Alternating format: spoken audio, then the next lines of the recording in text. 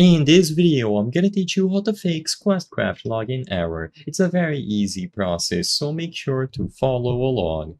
In this video, I'm gonna teach you how to solve any issues that you might be having with your account on Questcraft. So as you might be aware, to properly play Questcraft, you will need to have Minecraft purchased on PC, and you need to be using the same Microsoft account.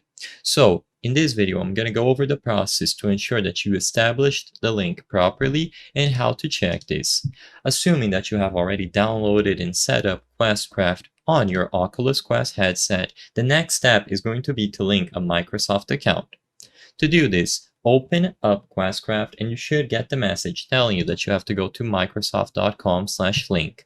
So in here, on the Microsoft website at microsoft.com, make sure that you are signed into a proper Microsoft account and then include the code. Sometimes you might be able to establish this link, but if you hadn't purchased Minecraft before on this Microsoft account, you won't be able to access Questcraft because, like I said, you will need a standalone copy of Minecraft on PC to properly play it.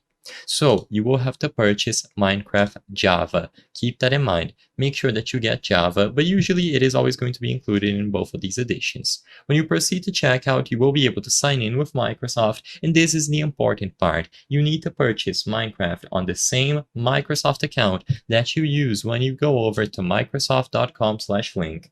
As long as you purchase Minecraft on this Microsoft account and you link this Microsoft account to Questcraft, you will be able to sign in and fix any problems attributed to Microsoft account on your Questcraft.